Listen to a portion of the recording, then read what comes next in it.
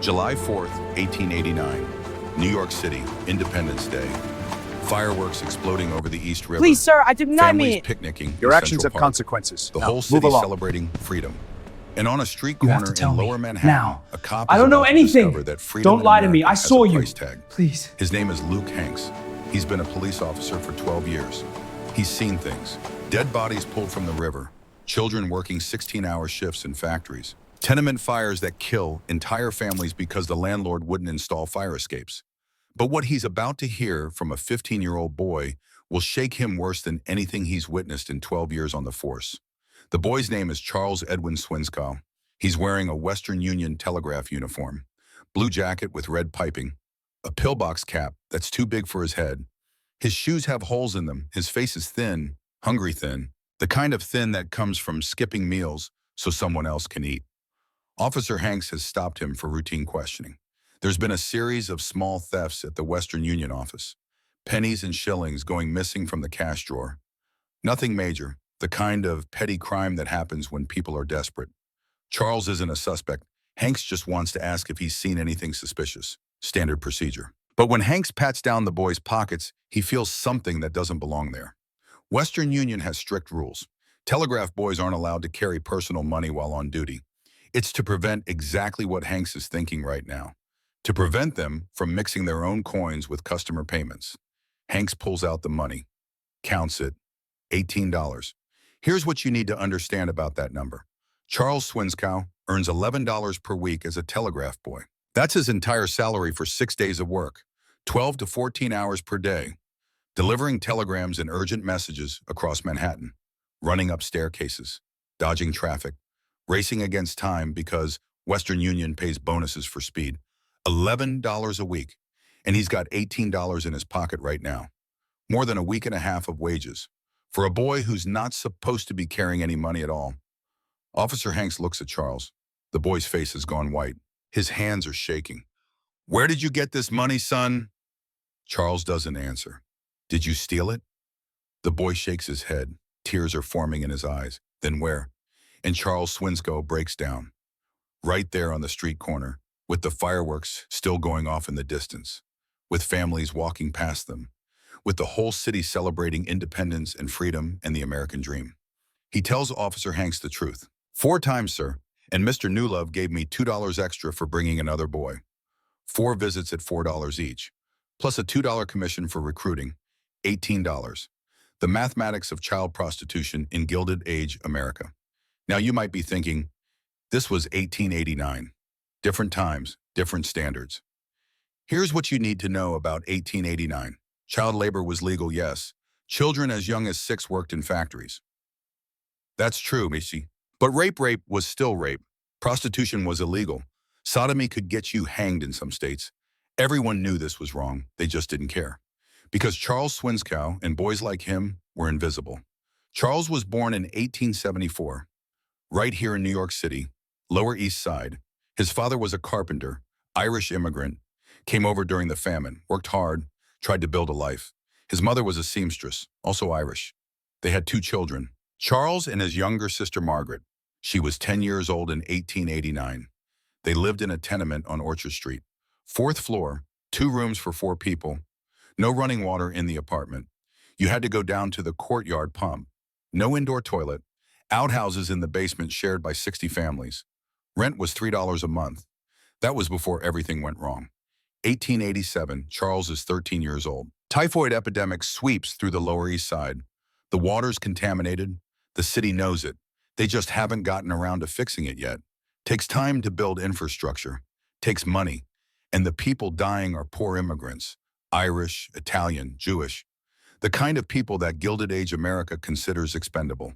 Charles's father gets sick first. Dies within a week. He's 38 years old. His mother tries to hold things together. Takes extra work. Sews 16 hours a day.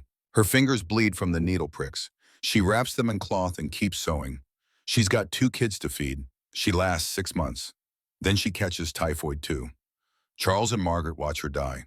There's no hospital for people like them. No doctor visits. You die at home, in your bed, while your children watch. Charles is 13 years old when his mother dies. Margaret is 9. They have no other family in America. Their grandparents are back in Ireland. Too poor to send for the children, too old to care for them anyway. So Charles has two choices. Option one, let the city take Margaret to an orphanage. Those places are hellholes. Everyone knows it. Disease, abuse, children disappearing into the system and never coming out. Option two, find work, support both of them, keep them together.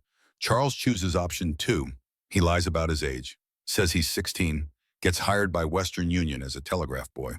The job seems perfect at first. $11 a week. That's enough for rent, food, maybe a little left over. The work is hard, but he's young and strong. He can handle it. The uniform makes him feel important, like he matters, like he's contributing to something. Telegraph boys are everywhere in 1889 New York. You see them racing through the streets, weaving between carriages, delivering urgent messages from businessmen, lawyers, families. The telegraph is how America communicates. And these boys are the nervous system of the whole operation. They're visible, but they're also invisible. People see the uniform. They don't see the child inside it. Charles works 6 days a week, Sundays off. He leaves for work at 6 in the morning, gets home around 8 at night. Margaret stays in the apartment alone.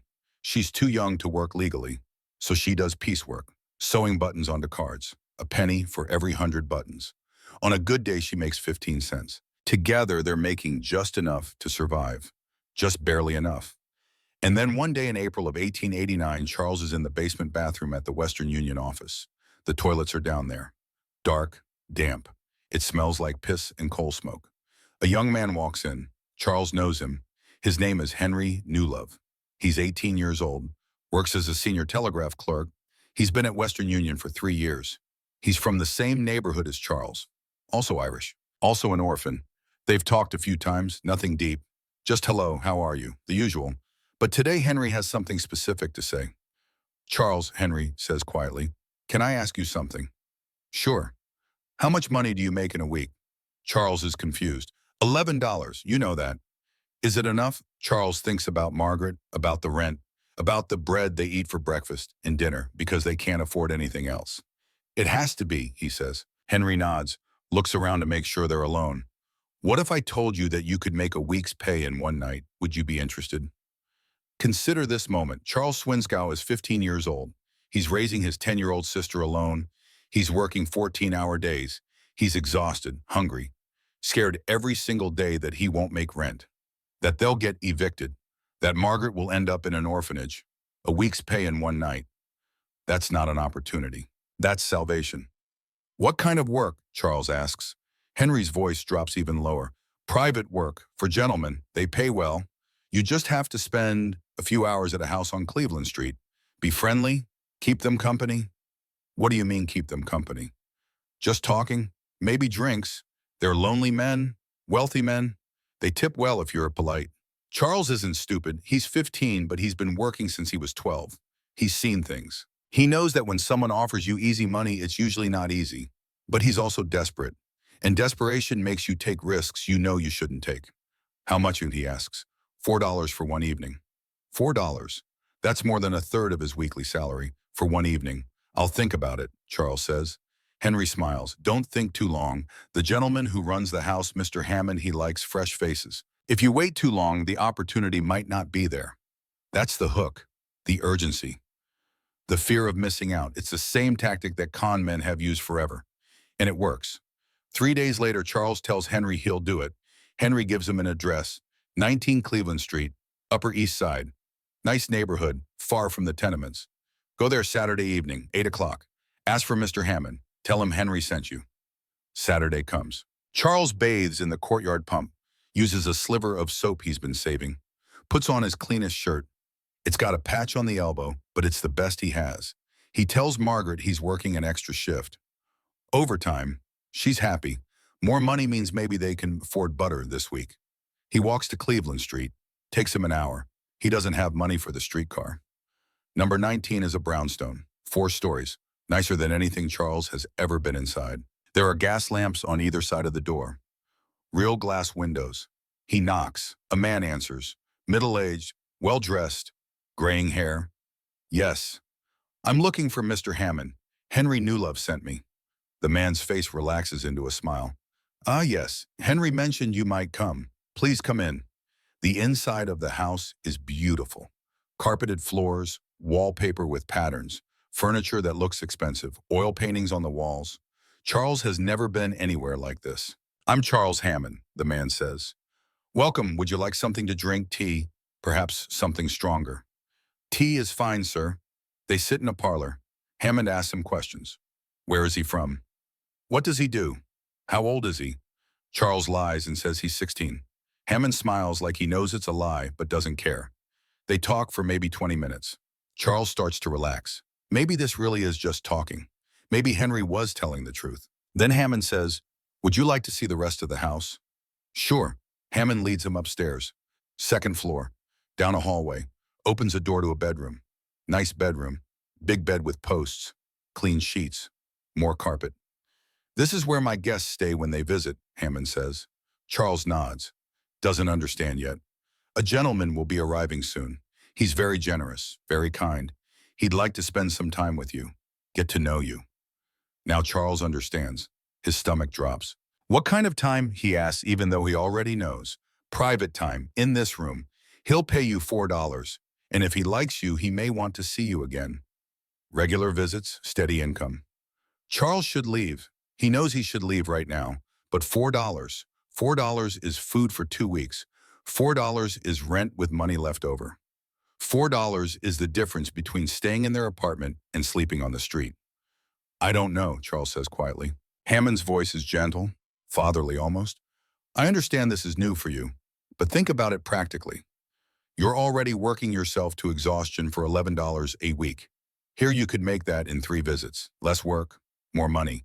And these gentlemen are respectable. They'll treat you well. What do I have to do?" "Whatever they ask, within reason. Be polite, be accommodating. It's not so different from any other job. You provide a service. They compensate you." Charles hears footsteps downstairs. Someone has arrived. "That's him now," Hammond says. "I'll bring him up. You wait here. Remember, be polite. Smile. Make him feel welcome." Hammond leaves. Charles stands in the bedroom alone. His heart is pounding. He could still leave. Walk out. Go home to Margaret. But then what? Back to 14-hour days. Back to choosing between food and rent. Back to constant fear. $4. The door opens. A man walks in. 40 years old, maybe. Well-dressed, expensive suit, pocket watch on a gold chain. He smiles at Charles. "Well, aren't you a handsome young man? What's your name?" "Charles, sir." "No need for sir. You can call me. Well, you can call me whatever you like." The man walks closer. Charles can smell cologne. Expensive cologne. "Mr. Hammond tells me this is your first time here." "Yes." "Don't be nervous. I'm going to take very good care of you." What happens next takes an hour. He takes the money, goes downstairs. Hammond is waiting in the parlor. "How did it go?" Charles can't speak. "The first time is always difficult," Hammond says like he's talking about learning to ride a bicycle. "But it gets easier. You'll see. And the money helps, doesn't it? $4 for an hour of your time. Think about that. Your whole week at Western Union, you make $11 for 84 hours of work. Here you made $4 in 1 hour. That's a much better return on your time." The math is sound. The math is absolutely sound. And that's what makes it so terrible. Charles goes home. Margaret is asleep. He hides the money under a loose floorboard. He doesn't sleep that night. But the next day he buys real food. Eggs, bacon, fresh bread, a small piece of butter. Margaret's face lights up. "Where did you get money for this overtime?" he says. "Got paid extra for Saturday work." She believes him. Why wouldn't she? 2 weeks later, Henry approaches him again at work. "Mr. Hammond asked about you. He has another gentleman who'd like to meet you." Same terms. $4. Charles tells himself he won't do it again.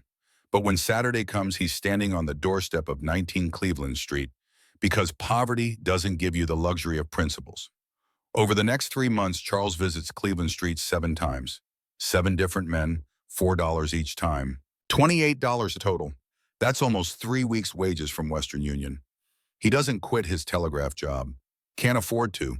Can't explain where money is coming from if he does. So he keeps working, keeps delivering messages, keeps wearing the blue uniform with red piping. But now he has a secret, a terrible, shameful secret. And here's the thing about secrets like that, they eat you from the inside. Charles starts having nightmares, wakes up gasping, can't get back to sleep. Mother works as a washerwoman, 8 siblings. The family is drowning in debt. George sends home $8 every week and keeps 3 for himself. When Henry offers him $4 for one evening, George doesn't even hesitate. Charles Thickbroom, also 17, family of 10. He's been working since he was 12. Dropped out of school to help support his younger brothers and sisters. He's exhausted, desperate, Algernon allies. 19, oldest of the group, but just as trapped. Supporting younger siblings. No parents. He's been at Cleveland Street the longest, almost a year. He stopped counting how many times. These boys all know each other. They see each other at work, but they never talk about Cleveland Street. There's an unspoken agreement. Don't ask, don't tell, keep the secret, survive. But secrets have a way of coming out. July 4th, 1889. Officer Luke Hanks stops Charles Swinskow, finds $18. And Charles, exhausted and scared and carrying too much shame for a 15-year-old to bear, breaks down and tells the truth. Within hours, the case lands on the desk of Detective Frederick Aberline. If you know your criminal history, that name might sound familiar. Frederick Aberline was the lead detective on the Jack the Ripper murders in London the year before, 1888. 5 women killed in Whitechapel. The case was never solved. Aberline came to New York after that, looking for a fresh start. He's good at his job, methodical, detail-oriented, and importantly, he treats victims like victims. That's rare in 1889. Most cops would look at Charles Swinskow and see a criminal, a boy prostitute, someone who chose this. Aberline looks at Charles and sees a child. He takes Charles's statement, writes down everything, every detail. The address, the name Charles Hammond, the name Henry Newlove, the description of the clients. Then he brings in George Wright. George breaks immediately, confirms everything Charles said, names the same house, the same people. Then Charles Thickbroom, same story. Then Algernon allies, same story. 4 boys, all telling the same story, all describing the same system. Aberline has enough for warrants. He goes to the district attorney, gets authorization to raid 19 Cleveland Street. But here's where things start to go wrong. Someone tips off Hammond. To this day, nobody knows who. A cop on Hammond's payroll, maybe. Or a client with connections. Doesn't matter. By the time Aberline's team arrives at Cleveland Street with a warrant, Hammond is gone. The house is empty. No clients, no evidence, nothing but furniture. Hammond has fled. Aberline puts out an arrest warrant, checks the ports, the train stations. Too late, Hammond is already on a ship to France. But Aberline isn't done. He has the boys' testimony. He has names of clients. He can still build a case. He sets up surveillance on the house. Maybe a client will show up. Maybe they can catch someone. July 9th, a well-dressed gentleman arrives at 19 Cleveland Street, knocks on the door, gets no answer, looks confused, leaves. Aberline's team follows him. The man goes to a cavalry barracks in Upper Manhattan, military installation. They check the visitor log, the name Lord Arthur Somerset. Aberline feels his stomach drop. He knows that name. Everyone knows that name. Lord Arthur Somerset, 40 years old, son of the Duke of Beaufort, old money, British aristocracy transplanted to America. He's a major in the Royal Horse Guards. And more importantly, he's the personal equerry to Prince Albert Victor. For those of you who don't know Gilded Age politics, here's what that means.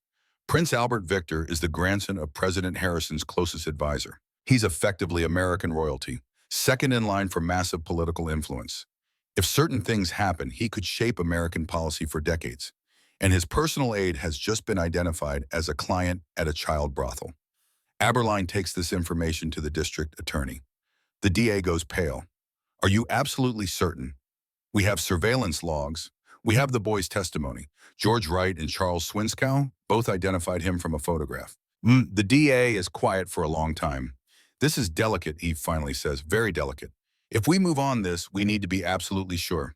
No mistakes. I understand. Give me a few days to consult with the Attorney General. Aberline leaves the meeting with a bad feeling. He's been a cop long enough to know what delicate means. It means they're looking for a way out. A week passes, no movement on the Somerset case. Aberline follows up. The DA says they're still investigating, building the case, making sure everything is airtight. Translation. They're stalling another week, still nothing. Meanwhile, rumors are starting to spread, whispers in society circles. Someone knows something, maybe multiple someones. August 15th, 1889.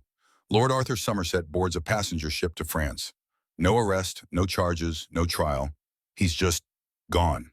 Aberline finds out 2 days later. He goes to the DA's office, demands an explanation. We didn't have enough evidence, the DA says. We had eyewitness testimony from 4 boys. The testimony of prostitutes isn't reliable in court. They're not prostitutes, they're victims. The jury won't see it that way. Aberline knows he's beaten. Lord Arthur Somerset will live in France for the next 37 years. Comfortable exile. He'll die in 1926 at the age of 68. He'll never face charges, never spend a day in jail. But the boys. The boys will face consequences. September 18th, 1889. Charles Swinskow, George Wright, Charles Thickbroom, Algernon Allies, and Henry Newlove are brought to trial, not as witnesses, as defendants. They're charged with gross indecency. The prosecutor stands up and says, these young men willingly participated in acts of moral turpitude. They accepted payment. They returned repeatedly. They are not victims. They are accomplices to sodomy.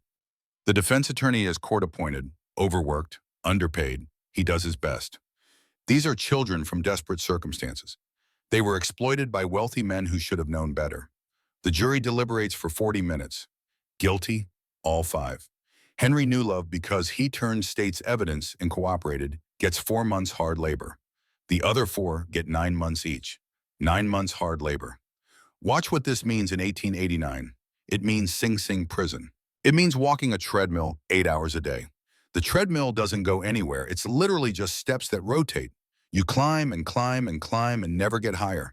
It's designed to break you. It means picking oakum.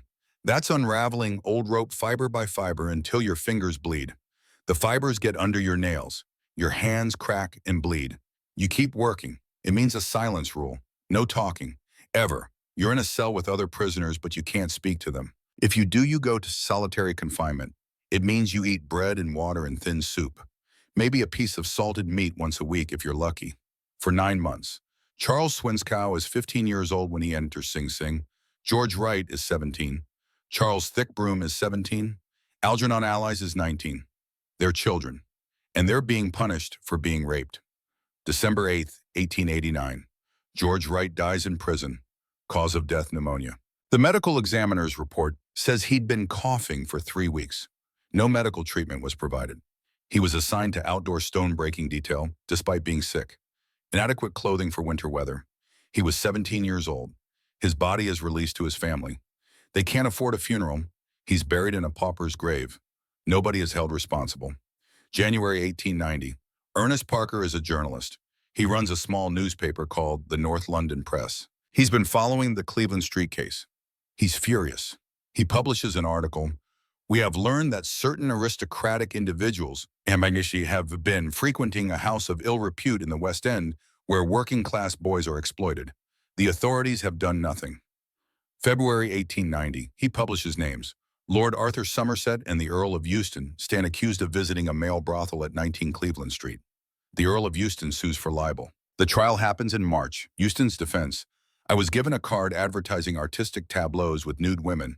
I thought I was going to see a burlesque show. I entered the house, immediately realized it was a male brothel, and left in disgust. Unfortunate misunderstanding.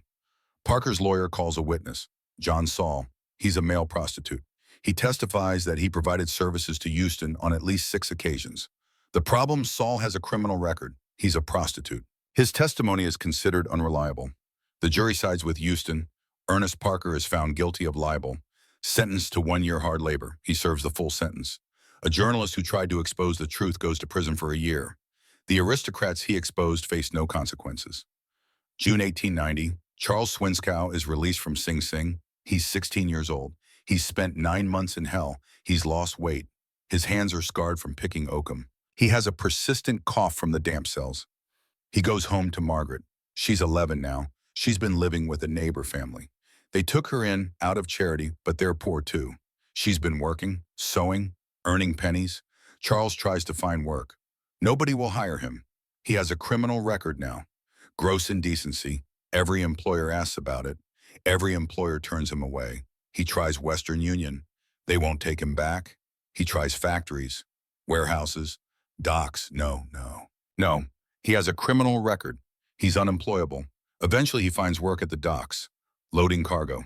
It's brutal work, heavy lifting, dangerous. Men die regularly, fall into the water, get crushed by cargo.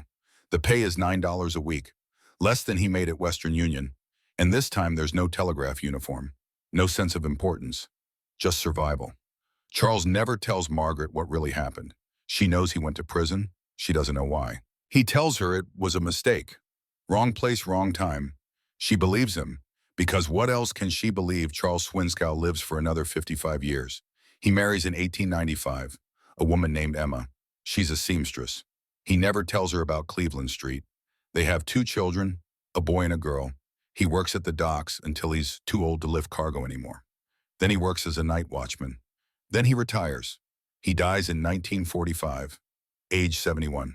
In his entire life, he never speaks publicly about what happened to him at 15 years old. But after he dies, his grandson finds a box of papers in the attic. Newspaper clippings about the Cleveland Street scandal. A diary. The diary entries are brief, matter of fact, but they tell the story. One entry dated June 12, 1932. Saw a telegraph boy today, same blue uniform, same red piping. He couldn't have been more than 15. I wanted to stop him. Tell him, be careful. Don't trust the adults. They'll use you and throw you away. But what would I say? How would I explain? So I walked past, like everyone walked past me. The diary was donated to the New York Historical Society in 1987. It sits in their archives now. Most people have never heard of Charles Swinskow. His name doesn't appear in history books. But he was real. He mattered. And what happened to him wasn't an accident. It was a system that protected the powerful and punished the powerless. Lord Arthur Somerset lived in comfortable exile in France for 37 years. He had a villa in Monaco. He traveled. He attended opera. He lived on his military pension, which was never revoked. He died peacefully in his sleep in 1926. His obituary in the London Times said he had lived abroad since the late 1880s for health reasons. Health reasons, that's how they wrote it. Charles Hammond, the brothel owner, also fled to France, then Belgium, then eventually to the United States under an assumed name. He lived until 1912. He was never extradited, never charged. Henry Newlove served his 4 months and disappeared. Some records suggest he went west. California, maybe. Nobody knows for sure. Charles Thickbroom served his 9 months and never recovered. His family said he was never the same. He died young, 1898, age 26. Algernon allies survived, lived a quiet life, worked as a clerk, never married, died in 1933. And what about Prince Albert Victor? Was he actually involved? We'll never know for certain. No concrete evidence exists. But 3 witnesses claim they saw someone matching his description at Cleveland Street. The government went to extraordinary lengths to shut down the investigation. Files were destroyed. Witnesses disappeared or died under suspicious circumstances. And the whispers never stopped. Prince Albert Victor died young, 1892, influenza pandemic. He was only 28. The rumors followed him to his grave. But here's what we know for certain. Whether the prince was there or not, the belief that he might have been there was enough to shut down the entire investigation. That's what power looks like. You don't even have to be guilty. Just being close to power protects you. Those telegraph boys weren't close to power. They were its fuel. And if you think things have changed, consider this Jeffrey Epstein's client list. How many of those men are in prison, Penn State? How many administrators faced real consequences? The Catholic Church. How many bishops were prosecuted? The system hasn't changed. The names change. The methods change.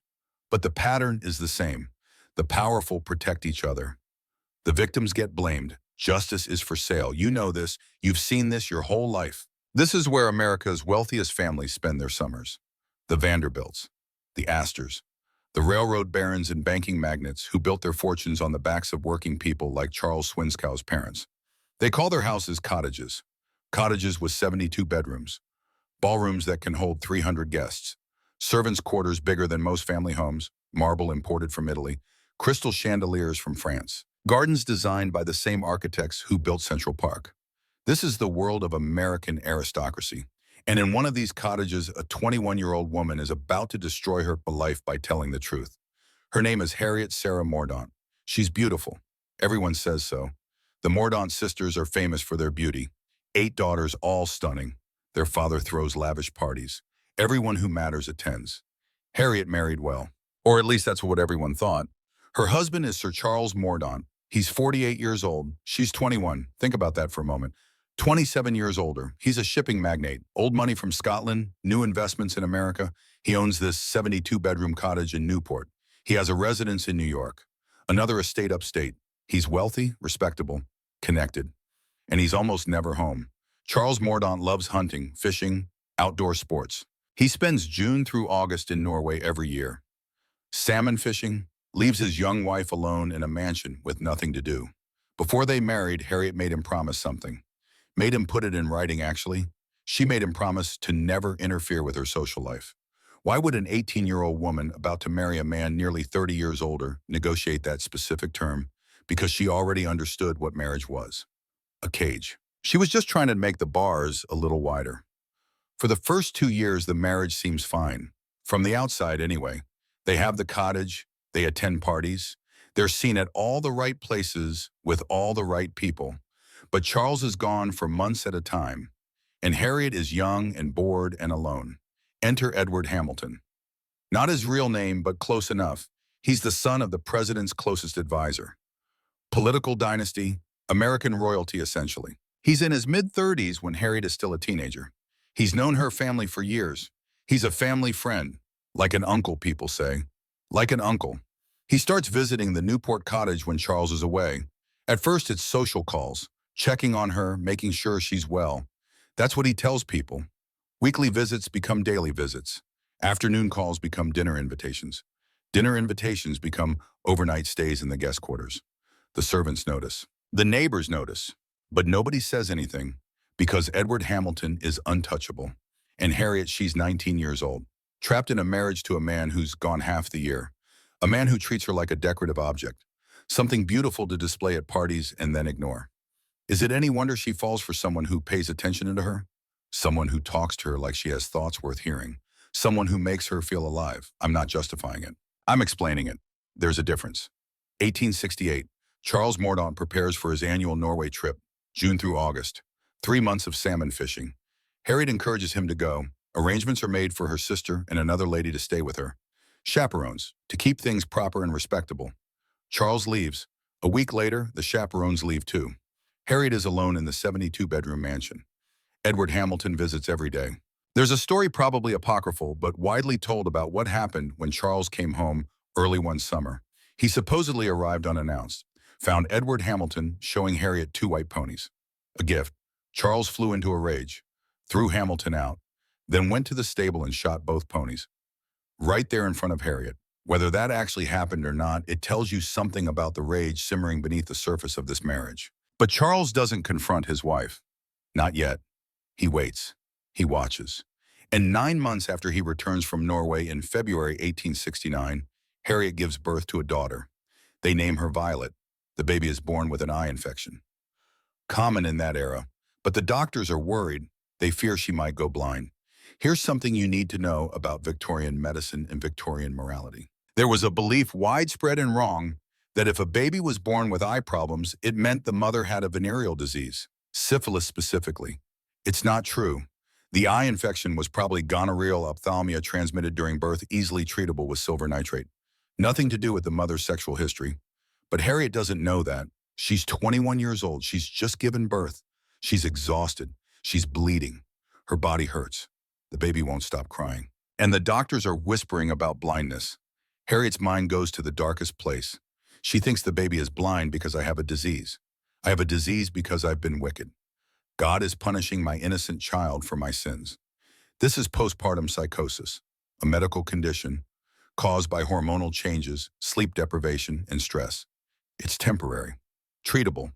But in 1869, they don't understand that. Harriet breaks down completely. She's in bed. Charles is sitting beside her. The doctors have just left, and Harriet starts confessing. Charlie, she says, that's what she calls him, Charlie. The baby, her eyes, it's my fault. What are you talking about? I've been wicked. God is punishing her for my wickedness. Harriet, you're not making sense, and then the words just pour out. The child is not yours. She's Lord Cole's. Charles goes very still. I've deceived you. Harriet continues crying now. I've deceived you with Lord Cole and Sir Frederick Johnston and Edward Hamilton and others. She keeps talking, can't stop talking. Often, in an open day, that phrase, in open day, that's what destroys her. because it means this wasn't secret affairs hidden in darkness. This was happening openly, at parties, during social calls, with servants present. This was Harriet basically saying everyone knew, everyone saw, and nobody stopped it. Charles sits there in silence. His face has gone white, then red, then white again. He stands up, walks out of the room, doesn't say a word. What happens next is methodical. Charles breaks into Harriet's locked writing desk, finds letters from Edward Hamilton. They're not explicitly sexual, but they're affectionate, intimate, the kind of letters you don't write to someone else's wife unless you're sleeping with her. Charles calculates his options. Option 1, divorce her. Name the men she slept with. Drag everyone through public scandal. Problem. He looks like a cuckold, a fool, a man who couldn't control his own wife. His reputation is damaged. Option 2, keep her. Pretend nothing happened. Live with the humiliation. Problem. He can't. His rage is too great, and everyone will whisper about it anyway. Option 3, silence her. This is the option he chooses. But he doesn't do it alone. He goes to Harriet's father, Sir Thomas Montrose. Thomas Montrose has 7 other daughters to marry off. If Harriet is divorced for adultery, the scandal will destroy the entire family. No man will marry a Montrose daughter. They'll all be tainted by association. The family name will be ruined. 7 daughters, 7 futures, all dependent on keeping Harriet's confession quiet. So Thomas Montrose and Charles Mordaunt come up with a plan. They'll declare Harriet insane. Think about the genius of this. If Harriet is insane when she makes her confession, then the confession is unreliable. Maybe she's delusional. Maybe she's making it all up. Maybe the adultery never happened. And under Victorian law, you cannot divorce an insane wife. Marriage is supposed to be permanent, in sickness and in health, including mental health. So if Harriet is declared insane, Charles gets to keep his reputation. He's the noble husband caring for his mad wife. The men Harriet named get to keep their reputations, because maybe she's lying. Maybe it's all delusion. Thomas Montrose keeps his family name intact. His other daughters can still marry well. Everyone wins, except Harriet. They hire a doctor, Dr. Robert Thompson. He's well known, respected. More importantly, he's willing to say what they need him to say. Dr. Thompson examines Harriet. She's still in bed, still recovering from childbirth, still crying. He spends 20 minutes with her. Then he writes his diagnosis. Puerperal mania, madness caused by childbirth. The patient is not of sound mind. She cannot be held responsible for her statements or actions. April 9th, 1869. Charles Mordaunt files for divorce. He names Lord Cole and Sir Frederick Johnston as co-respondents, the men Harriet committed adultery with. He threatens to name Edward Hamilton. That's when things escalate to a national level. Because Edward Hamilton cannot be named in a divorce trial. Cannot. His political career would be destroyed. His family's dynasty would be damaged. The scandal would be enormous. Messages are sent, lawyers are consulted, pressure is applied, and a solution is reached. If Harriet is declared insane, the divorce cannot proceed. Problem solved. July 30th, 1869. A commission is convened to determine Harriet's mental state. The evidence presented: she destroyed her own clothing, ripped up dresses and petticoats. She wandered the house naked at night. She didn't recognize old friends. She laughed at inappropriate times and cried for no apparent reason. She had fits of rage followed by periods of complete withdrawal. All of this is true. All of this happened. But here's what they don't mention. These symptoms started after her confession, after the trauma of being confronted and disbelieved. Before the birth, before the confession, Harriet had no history of mental illness. She was a normal, healthy young woman. What she had was postpartum psychosis, a temporary condition triggered by childbirth. With rest and support, she would have recovered in 6 to 8 weeks. Instead, she got a diagnosis of permanent insanity. The trial begins. The courtroom is mobbed. Thousands of people trying to get in. This is the scandal of the decade. Harriet is not allowed to attend. She's been deemed too unstable. So she sits in her room at the Mordaunt cottage under guard while men decide her fate. Edward Hamilton is summoned to testify. This is unprecedented. A man of his stature testifying in a divorce trial. But he has no choice. The subpoena is issued. He must appear. He arrives at the courthouse in a carriage, immaculate suit, perfect composure. He takes the stand. The lawyer asks him directly, "Mr. Hamilton, did you commit adultery with Lady Harriet Mordaunt?" Hamilton looks the lawyer in the eye. "I did not." "Was there any improper familiarity between you?" "There was not." His voice is firm. confident, absolutely convincing. But you visited her frequently when her husband was absent. I visited as a family friend. I have known the Mordaunt family since Harriet was a child. There was nothing improper in my visits. The lawyer has more questions prepared, but before he can ask them, Hamilton's attorney stands up. If it pleases the court, my client has answered the questions put to him. He has political duties that require his attention. Unless there is evidence of wrongdoing beyond vague accusation, we request that he be excused. The judge looks at the opposing counsel. Do you have evidence of adultery between Mr. Hamilton and Lady Mordaunt? The lawyer hesitates, because he doesn't. All he has is Harriet's confession, and Harriet has been declared insane. Her word is worthless. No, Your Honor. Then Mr. Hamilton is excused. 7 minutes. That's how long Edward Hamilton was on the stand. 7 minutes of gentle questions. No cross-examination. No challenge. No consequences. He walks out of the courtroom, gets in his carriage, goes back to his life. The trial continues without him. Lord Cole takes the stand, admits to the affair. Admits that Violet is probably his biological daughter. He faces no criminal charges, just public embarrassment. Sir Frederick Johnston also admits to the affair, also faces no criminal charges. The jury deliberates. They find that yes, adultery occurred. Yes, Harriet slept with Cole and Johnston, but they also find that Harriet was suffering from puerperomania when it happened. Therefore, she cannot be held responsible for her actions. And Edward Hamilton, acquitted. Insufficient evidence. The judge makes his ruling. Mr. Mordaunt's petition for divorce is denied. One cannot divorce an insane wife.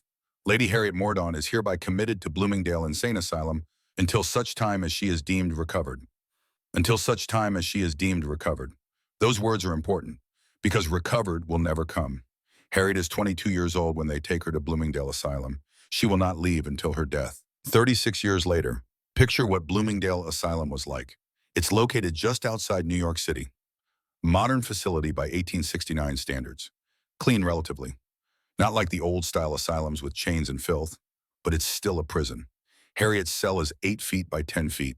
Iron bed, thin mattress, one blanket, barred window, high up. You can see sky, but not ground. A chamber pot in the corner. That's it. That's her entire world. The daily routine, 6 in the morning. Wake up bell, 6:30, breakfast, oatmeal and water. Every day. The same, 7 to 11. Occupational therapy, which means sitting in a room folding laundry.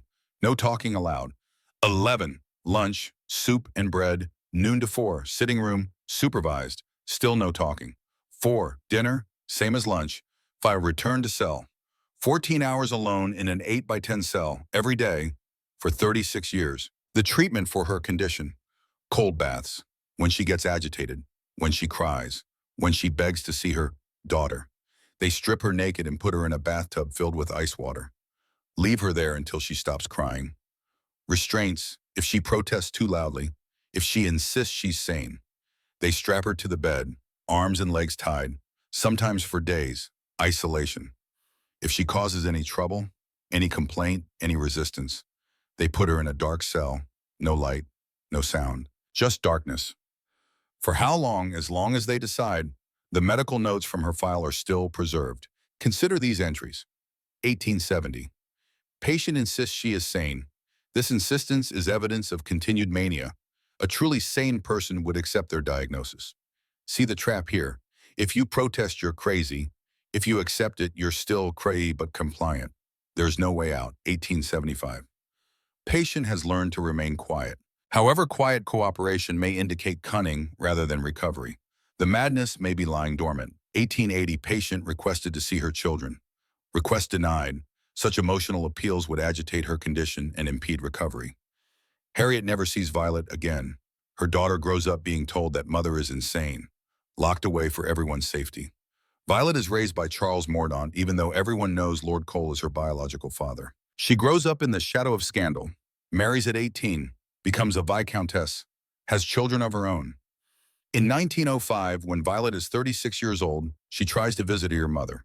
She goes to Bloomingdale, requests a visit, denied. It would agitate the patient.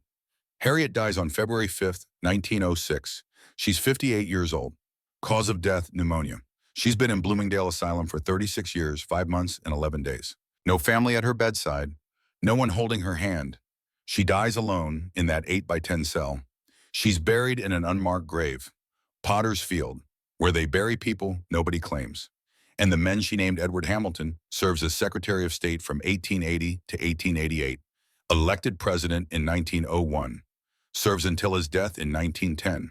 His obituaries praise his dignified personal life and devotion to public service. No mention of Harriet Mordaunt. Lord Cole acknowledges Violet as his biological daughter privately, pays for her education. No scandal, no consequences. Dies wealthy in 1895. Obituary calls him a gentleman of impeccable character.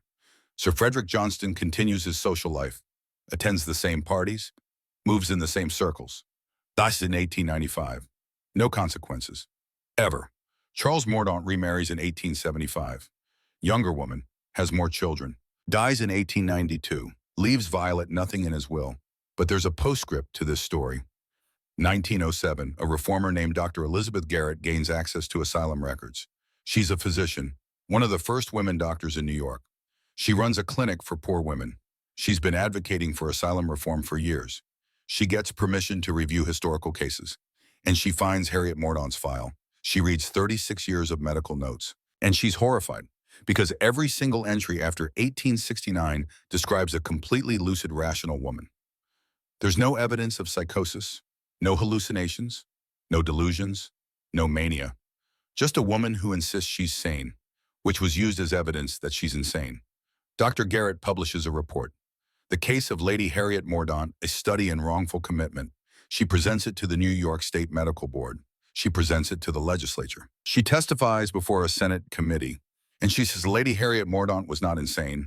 She suffered temporary postpartum psychosis in February 1869, a condition that lasts 6 to 8 weeks. She recovered by April of that year. Every medical note after that describes a sane woman. She was imprisoned not for madness, but for inconvenience. The public reaction is enormous. Newspapers pick up the story. Woman imprisoned for 36 years despite sanity. Asylum used as punishment for adultery. People are outraged. Senate hearings are convened. Dr. Garrett presents more cases. She's found 312 similar situations. Women committed to asylums for convenience. The reasons: nymphomania, which meant she enjoyed sex with her husband. Erotomania, which meant she accused her husband of having an affair. Moral insanity, which meant she refused to have more children. Religious mania, which meant she was too devout. Hysteria, which meant she disagreed with her husband. Average length of commitment, 12 years. Percentage who ever saw a trial, 3%. Percentage still alive when reforms passed, 18%. The rest died in asylums. The outcry leads to legislation. 1908, the New York State Asylum Reform Act. It requires independent medical review before commitment, annual reviews for all patients, right to legal representation, access to outside advocates. As a result of this law, 247 women are released from asylums between 1908 and 1912. Women who'd been locked away for years, for decades, some for 40 years or more. They walk out blinking in the sunlight. Old women now, their lives stolen, but they're free. Too late for Harriet. She died in 1906, 2 years before the law passed. In 2005, almost 100 years after her death, a historian researching the Mordaunt case located Harriet's grave. Potter's Field had become a public park. Most of the graves had been moved or built over, but records showed where Harriet had been buried. The historian raised money for a proper headstone. It was installed in 2006, exactly 100 years after her death. The inscription reads, Harriet Sarah Mordaunt, 1848 to 1906. She told the truth. They called it madness. Now jump forward 26 years from Harriet's trial. February 14th, 1895. Valentine's Day again. New York City. A man sits in his private club, the Algonquin. Exclusive. Expensive. The kind of place where politicians and writers and artists gather. His name is Oscar Fingal O'Flaherty Wills Wilde. He's 40 years old. He's the most successful playwright in America. His plays run on Broadway for months, sell out every night. The Picture of Dorian Gray made him famous. Scandalous novel about beauty and corruption and moral decay. Critics called it degenerate. The public bought it by the thousands. He's married. Wife named Constance. 2 sons. Cyril is 10. Vivian is 8. He's wealthy, successful. At the peak of his career, and he's about to make the worst decision of his life, because a porter approaches him with a small envelope. "This was left for you, Mr. Wilde." Oscar opens it. It's a calling card, handwritten message on the back. The handwriting is barely legible, angry slashes of ink. For Oscar Wilde, posing as sodomite. The word sodomite is misspelled. The man who wrote it was so enraged he couldn't spell correctly. The card is from the Marquis of Queensberry, John Sholto Douglas, 9th Marquis of Queensberry. If you know boxing history, you know that name. He invented the Queensberry rules. Modern boxing regulations. No wrestling. No hitting below the belt. Timed rounds. That's all him. He's also violent, aggressive, obsessed with masculinity and honor. And he's convinced that Oscar Wilde has corrupted his son. His son is Lord Alfred Douglas. Everyone calls him Bosie. He's 24 years old. Beautiful, blonde, poet. Not a very good poet, but he thinks he is. He's spoiled, temperamental, used to getting his way. And he's been Oscar Wilde's lover for 4 years. Oscar met Bosie in 1891 at a literary salon. The attraction was immediate, intense. Oscar was 36, married, famous.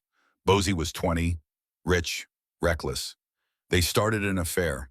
Oscar called it feasting with panthers. He wrote to a friend, "The danger is half the excitement." They were not discreet. They were seen together constantly. At restaurants, at the theater, at parties. People whispered, but Oscar didn't care. He was brilliant enough, famous enough, that he thought he could do whatever he wanted. The Marquis of Queensberry noticed, and he was furious. June 1894. Queensberry shows up at Oscar's house in Chelsea. He's brought a professional boxer with him. The message is clear: physical violence is on the table. Queensberry confronts Oscar, screams at him, calls him vile names, threatens to beat him. Oscar, to his credit, doesn't back down.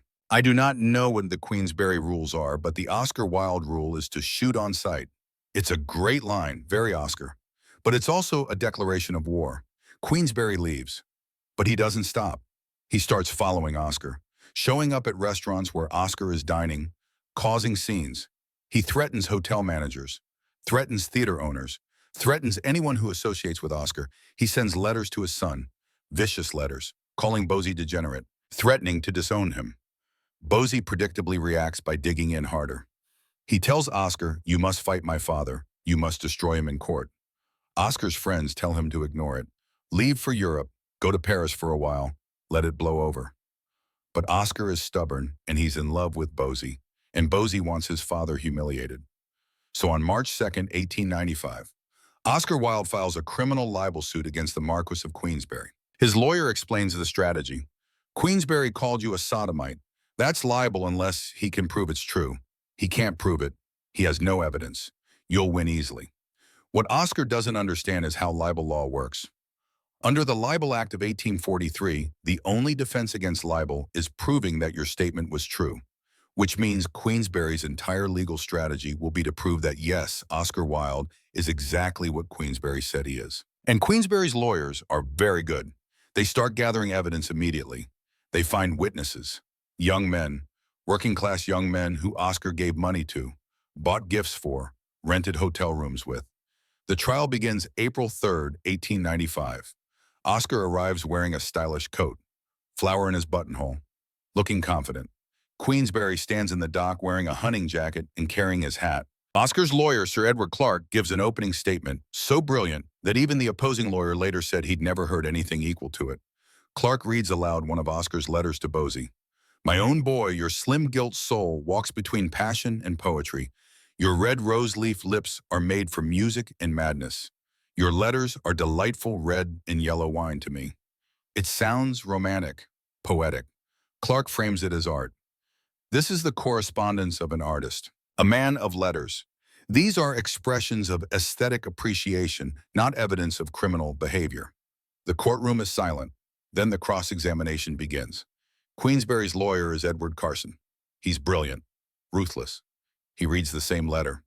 Then he looks at Oscar. "Do you think that an ordinarily constituted being would address such expressions to a younger man?" Oscar, unable to resist showing off, replies, I am pleased to say, an ordinarily constituted being." Carson doesn't miss a beat. "It is agreeable to be able to agree with you, Mr. Wilde." The courtroom erupts in laughter. Oscar realizes too late that he's made a mistake. He's playing to the audience, being witty and clever. But this isn't a dinner party. This is a trial. And Carson is setting a trap. Day 2 of the trial, Carson announces that he will be calling a series of witnesses. Young men, Alfred Wood, Edward Shelley, Charles Parker, all in their early 20s. All working class, all prepared to testify in explicit detail about sexual acts with Oscar Wilde. The courtroom atmosphere changes immediately. This is no longer about artistic letters and poetic language. This is about specific acts, specific hotel rooms, specific payments. Sir Edward Clark, Oscar's lawyer, realizes the case is lost. During a recess, he pulls Oscar aside. "We need to withdraw the case, now, before those witnesses testify." "I can't. That makes me look guilty." "You are guilty, and if you don't withdraw, you'll be arrested the moment this trial ends." Oscar hesitates. Clark continues, "The criminal law applies to you. Gross indecency, up to 2 years hard labor. If those witnesses testify, the police will have everything they need to prosecute you." April 5th, third day of trial. Clark stands up and withdraws the libel suit. The jury immediately returns a verdict of not guilty for Queensberry. His accusation was justified. Published for the public benefit.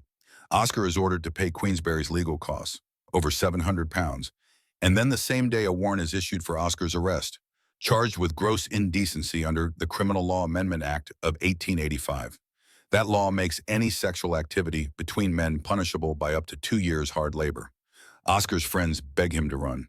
"There's a train to Dover in an hour. You can be in France by tonight. They won't extradite you. You'll be safe." Oscar sits in his hotel room, the Cadogan Hotel. He drinks, glass after glass of whiskey. He can't decide. Run to France and live in exile, or stay and face trial and hope for acquittal. He stays. April 6th, 1895. Oscar Wilde is arrested, taken to Bow Street Police Station. The newspapers have a field day. Oscar Wilde arrested. Famous playwright charged with gross indecency. His plays are immediately closed, all of them, shut down overnight. His name is removed from the marquees. His books are pulled from shelves. His wife Constance is humiliated, devastated. His sons are bullied at school. The first criminal trial begins April 26. Oscar and Alfred Taylor, described as his procurer, are charged together. 25 counts of gross indecency. The witnesses testify.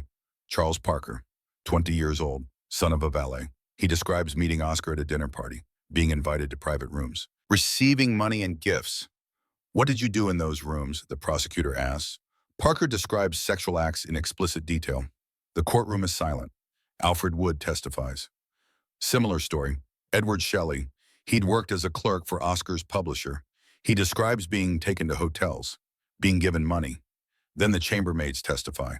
They describe finding young men in Oscar's hotel beds. They describe stains on the sheets, fecal stains. Victorian society, which couldn't even say the word pregnant in polite company, is hearing testimony about shit-stained bedsheets in a packed courtroom. And the newspapers are printing it, every detail. Oscar takes the stand on the 4th day. He's asked about the love that dare not speak its name. It's a phrase from one of Boesie's poems.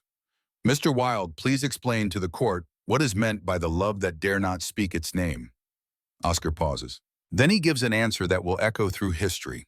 "The love that dare not speak its name in this century is such a great affection of an elder for a younger man as there was between David and Jonathan, such as Plato made the very basis of his philosophy, and such as you find in the sonnets of Michelangelo and Shakespeare. It is that deep spiritual affection that is as pure as it is perfect. It is beautiful, it is fine. It is the noblest form of affection. There is nothing unnatural about it." For a moment, there's silence. Then applause breaks out in the courtroom. The judge calls for order. But the damage is done. The jury guards heard poetry and philosophy from Oscar. They've also heard explicit testimony from working-class boys about sex acts and money. They deliberate for hours. They can't reach a verdict. Hung jury. Oscar is released on bail. May 7th. Everyone expects him to flee to France now. He doesn't. Bosie is in France sending him desperate letters. "You must fight. You must prove them wrong. You must destroy them." Oscar stays. The second criminal trial begins May 20th. This time the prosecution has refined their case. Stronger witnesses, clearer testimony. 6 days of trial, May 25th, 1895. The jury returns, guilty, on the majority of counts. Oscar's face goes gray. The judge, Justice Wills, doesn't hide his disgust. Oscar Wilde and Alfred Taylor, the crime of which you have been convicted is so bad that one has to put stern restraint upon oneself to prevent oneself from describing in language, which I would rather not use the sentiments which must rise in the breast of every man of honor who has heard the details of these two terrible trials. It is the worst case I have ever tried. I shall pass the severest sentence that the law allows. In my judgment, it is totally inadequate for such a case as this. The sentence of the court is that you be imprisoned and kept to hard labor for 2 years. 2 years hard labor, the maximum sentence. Oscar tries to speak. May I say nothing, my lord? But the court adjourns before he can finish. He's led away in chains. His wife Constance changes her surname to Holland, takes the boys and flees to Switzerland. Oscar serves his full sentence, 2 years. In Reading Jail and Pentonville Prison, hard labor means a treadmill, walking for hours, getting nowhere. It means picking oakum until your fingers bleed. It means silence, total silence. No talking to other prisoners. It means bread and water and thin soup. It destroys his health. He's released May 19th, 1897. He immediately leaves for France. He will never return to America or England. He lives his final 3 years in exile. Poor. Broken. Using the name Sebastian Melmoth, he writes one more great work, The Ballad of Reading Jail, a poem about his prison experience. And on November 30th, 1900, in a cheap Paris hotel room, Oscar Wilde dies. He's 46 years old. His last words reportedly, either this wallpaper goes or I do. Very Oscar. Witty to the end. He's buried in Paris. Père Lachaise Cemetery. His tomb becomes a pilgrimage site. People kiss it, leave lipstick marks. The tradition continues to this day. What happened to the others? Bosie Lord Alfred Douglas lived until 1945. He married a woman, had children, lived a long, comfortable life. He eventually wrote poetry attacking Oscar's memory, blaming him for everything. He died at 74, peaceful, in his sleep. The Marquis of Queensberry died in 1900, age 56. He never expressed regret. Edward Carson, the lawyer who destroyed Oscar, became a judge, later Lord Chief Justice. Died wealthy and honored in 1935. The witnesses against Oscar, those working-class boys, disappeared into obscurity. No record of what happened to them. And Oscar's son Cyril died in World War I. Killed in action, 1915. He was 29 years old. He never forgave his father. Vivian lived until 1967. He wrote a memoir about Oscar. Complicated, angry, sad. He changed his name to Holland, tried to distance himself from the scandal, but he could never fully escape it. Oscar Wilde's plays were banned from American and British theaters until 1905, 5 years after his death. Then slowly they were revived. By 1920, he was considered one of America's greatest writers.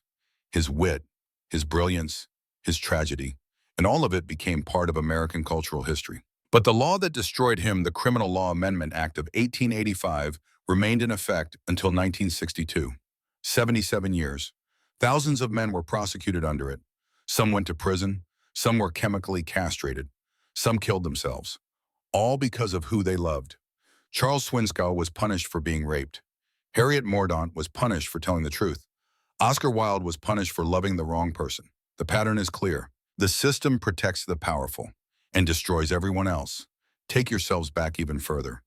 1827, Edinburgh, Scotland, 62 years before Charles Swinskow was sold, 42 years before Harriet Mordaunt was locked away, 68 years before Oscar Wilde was destroyed. This is where we see the foundation of everything. Because in 1827, two men in Edinburgh discovered the most profitable business in the British Empire, a business that would migrate to America and thrive here too. Murder.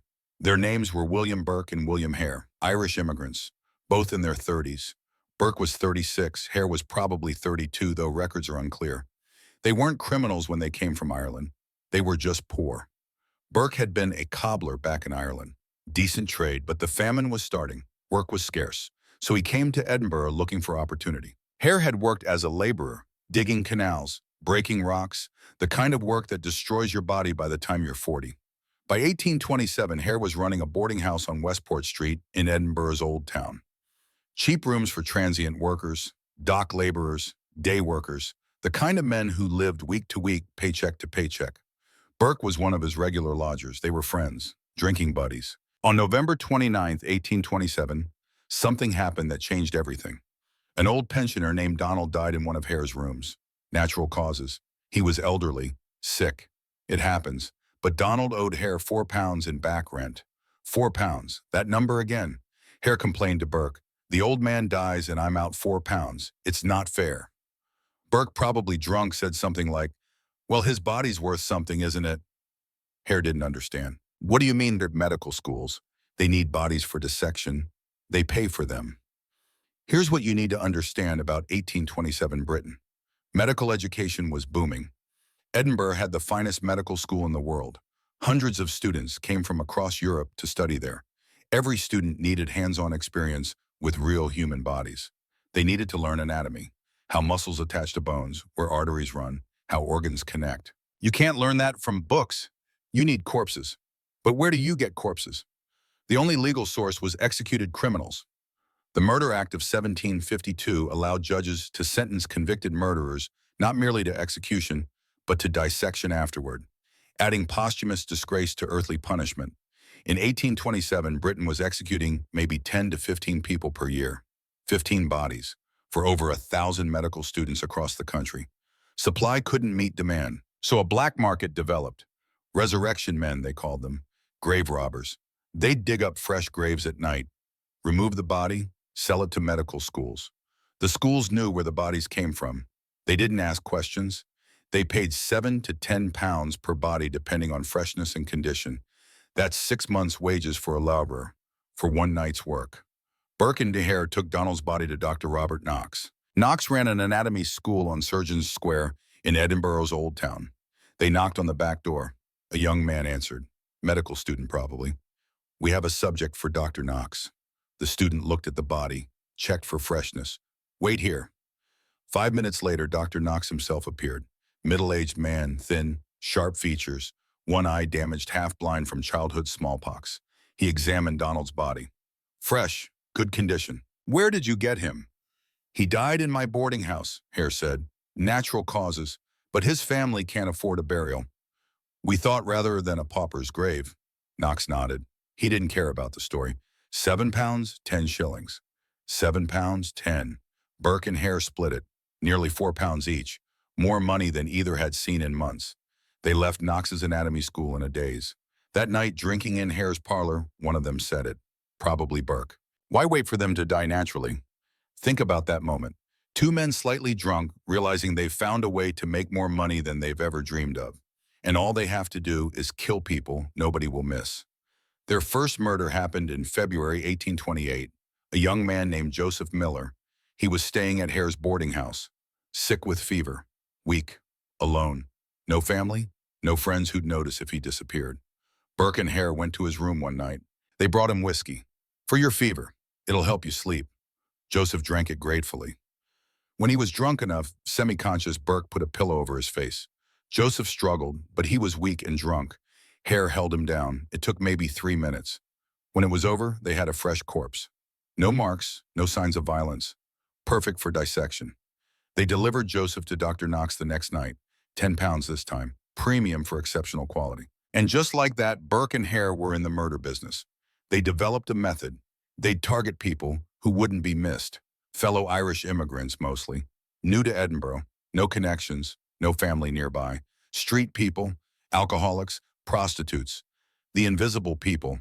They'd invite them to the boarding house. Come in, have a drink. Warm yourself. Irish hospitality.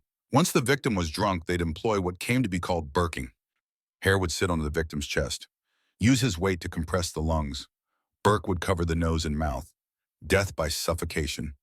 No external marks. No bruising. No wounds. Just a body that looked like it had died of natural causes. Perfect for medical schools that preferred not to ask questions. Between February and October 1828, Burke and Hare killed 16 people. 16. At 7 to 10 pounds each, they made somewhere between 112 and 160 pounds total. That's 8 to 12 years' wages for most laborers. All in 9 months. They weren't careful enough. The victims: Joseph Miller. Young laborer, Abigail Simpson. Elderly woman who sold salt on street corners. An English traveler whose name nobody recorded. Mary Haldane, middle-aged alcoholic. Margaret Haldane, Mary's daughter who came looking for her mother. Think about that one. Margaret came to the boarding house asking, "Have you seen my mother?" "No, sorry." She said she was staying here. Must have moved on. You want a drink while you are here? You look tired. And they killed her too. More victims, an unnamed prostitute, several street people whose names were never recorded. The pattern was efficient. Target the vulnerable, get them drunk, kill them, sell them, repeat. But in October 1828, they made a fatal mistake. His name was James Wilson. Everyone in Edinburgh called him Daft Jamie. He was 19 years old, intellectually disabled, friendly, happy, talked to everyone. He had a club foot, walked with a distinctive limp. Everyone in Edinburgh knew Daft Jamie. He was visible. That was the mistake. Burke and Hare lured him to the boarding house, but Jamie fought back. He was young and strong despite his disability. It took both men to subdue him.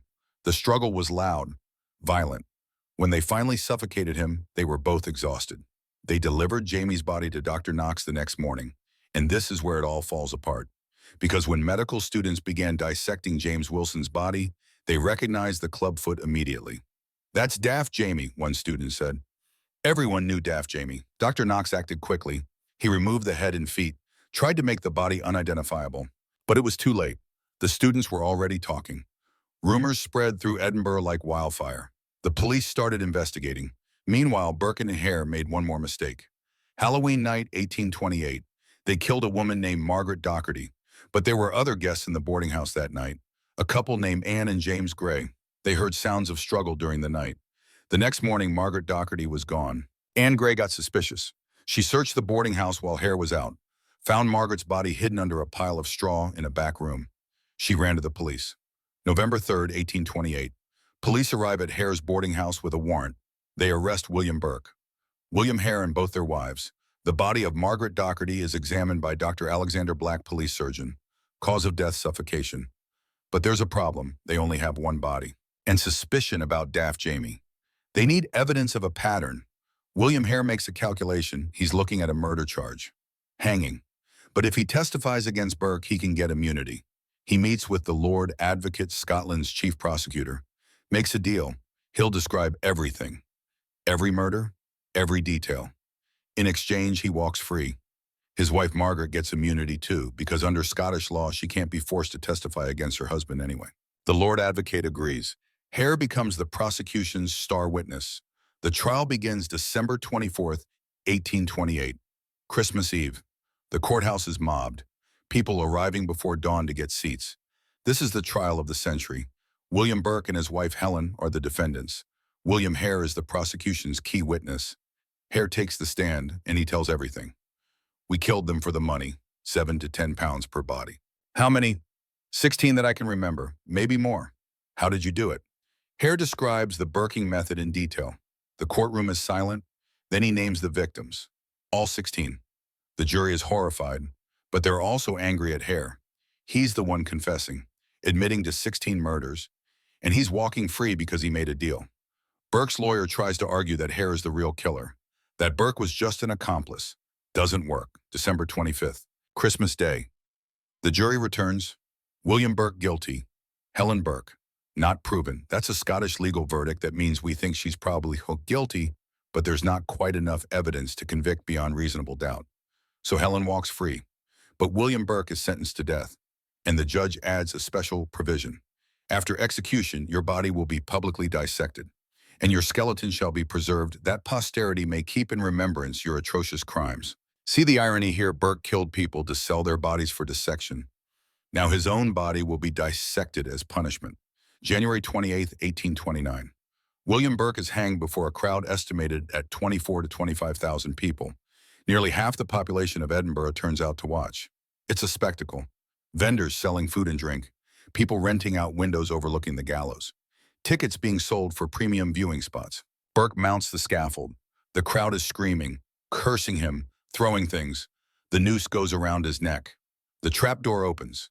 He drops. His neck breaks. Death is probably instant, but the crowd keeps watching as his body twitches and swings. After 30 minutes, he's pronounced dead.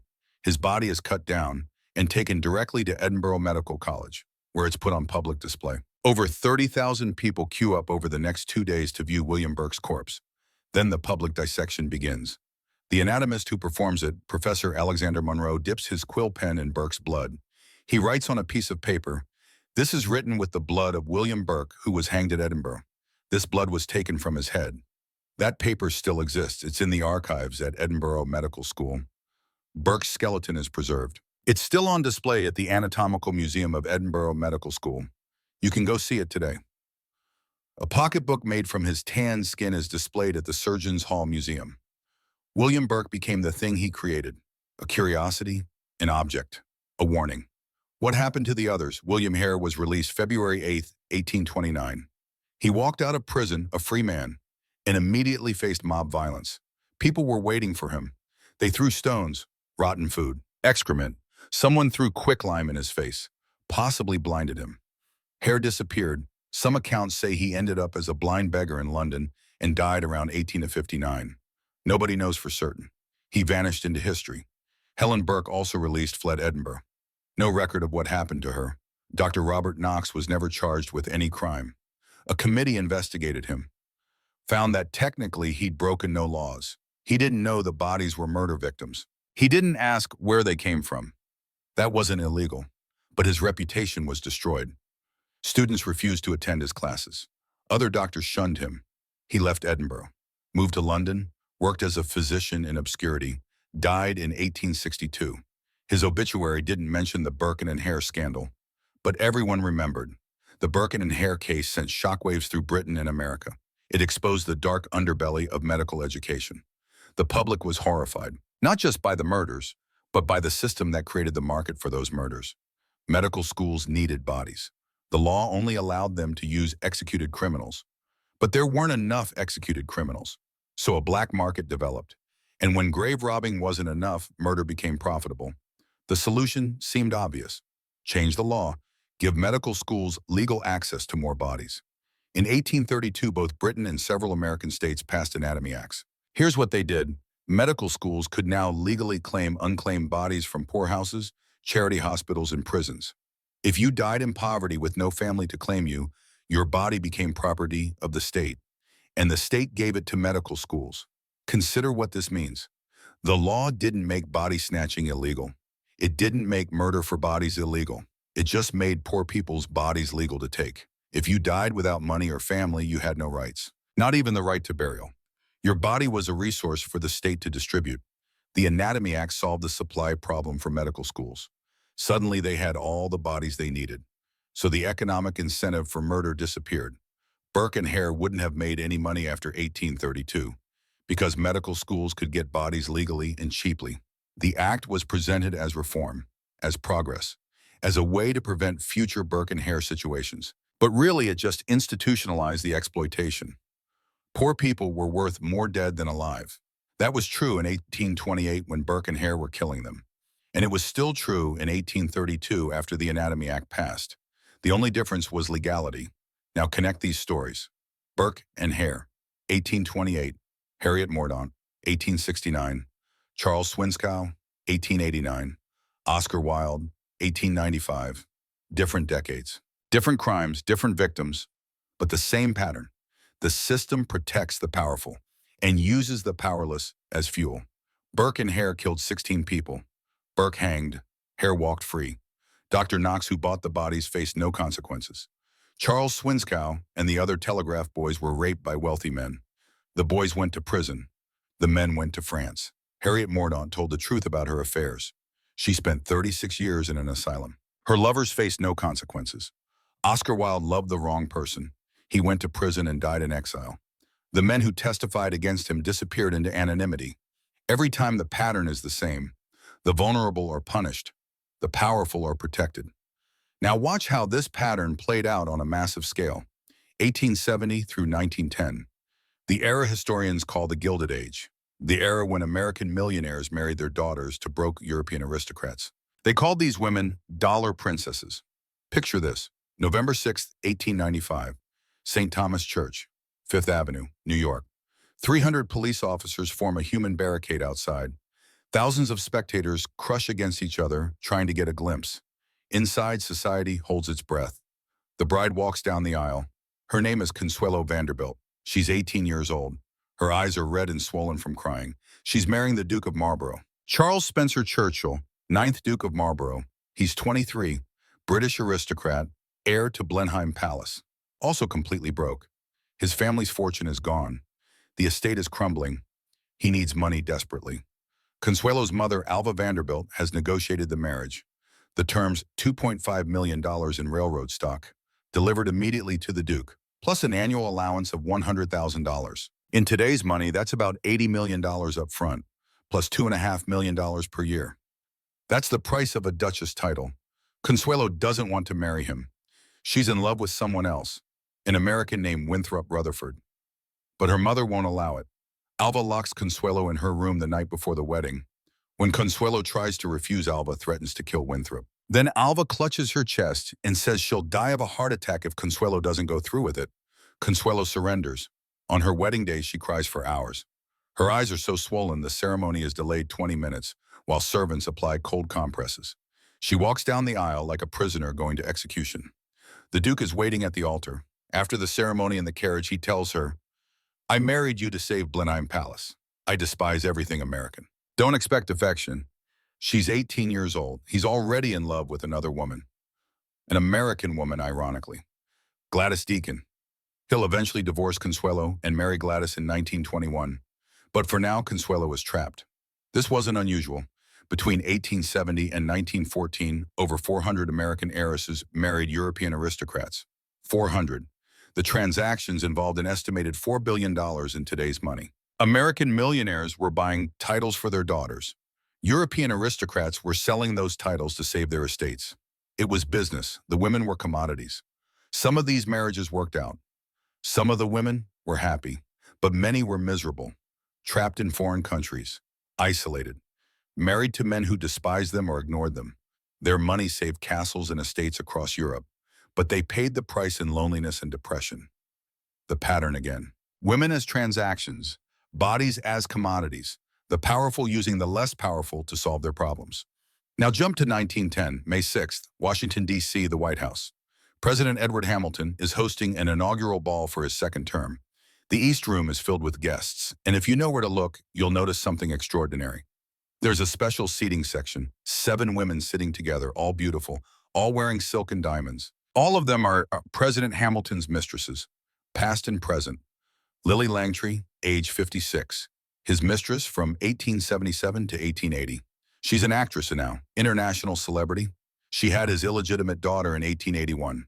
The child was raised by Lily's mother, told that Lily was her aunt. Daisy Warwick, age 51. His mistress from 1889 to 1898.